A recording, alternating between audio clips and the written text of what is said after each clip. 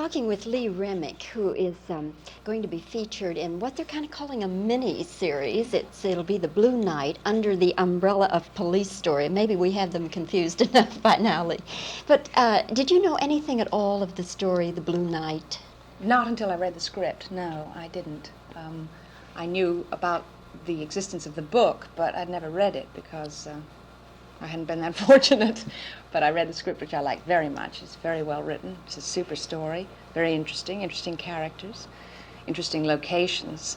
And so here I am.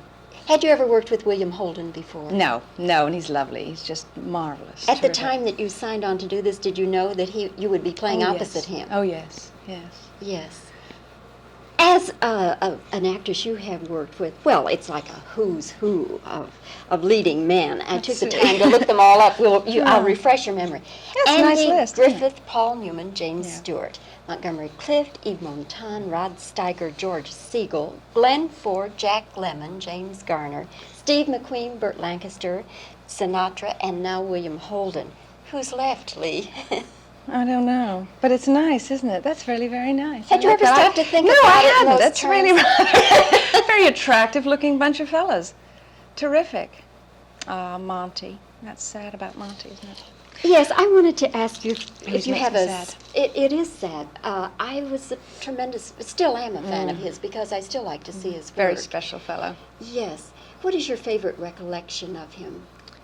Well, it's difficult to capsulize it, but he was a very dear man, very loving, very warm, very vulnerable, and passionate about his work and so forth. And we were working on that film, I guess, a good 3 or 4 months, and he was nervous and upset and tender and just a dear, special man.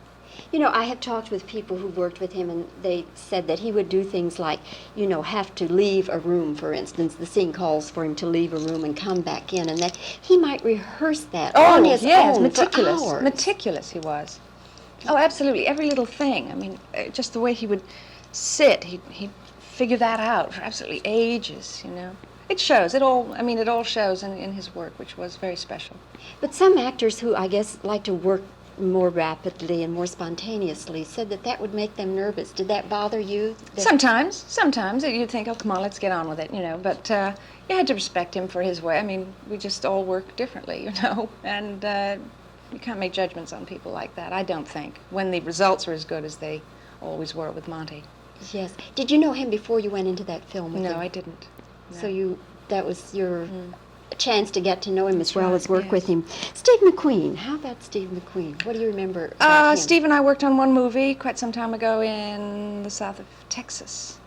And we had a great time. He's a charmer, he's a lovely man.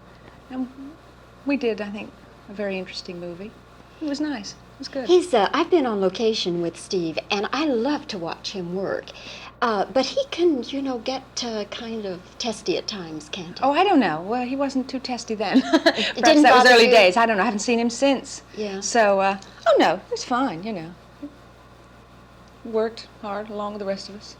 If you could pick somebody, an actor, anybody in the world. Oh, don't ask me that. I never know. I never know. No, I could never tell you that. Would you like to work with Olivier, for instance? Oh, of course I would. Yes, I would. I mean, there are a lot of people I'd like to work with, but I could never think of who would be the absolute favorite, Yes. Either actors or directors or scripts or ideas and things like that.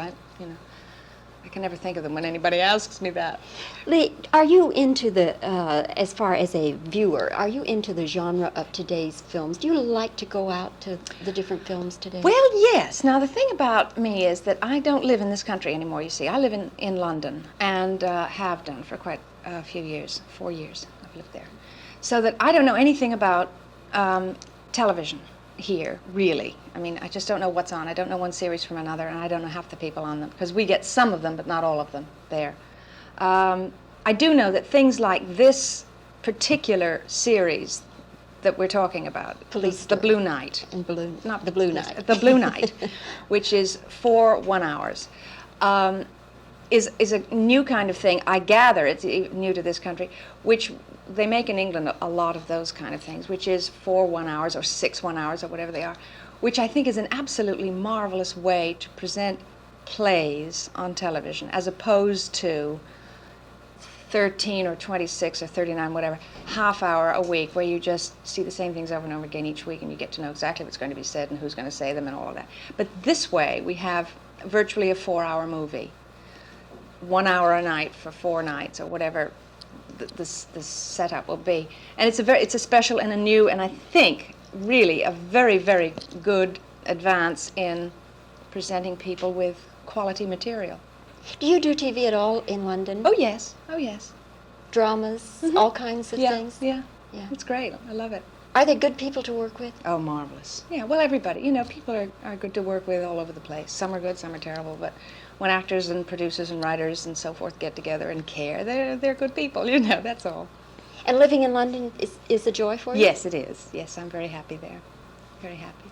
Well, Lee, we thank you for giving of your time today to talk with us. Thank you. And we wish you great success, and particularly great success with the Blue Night. Thank you very much.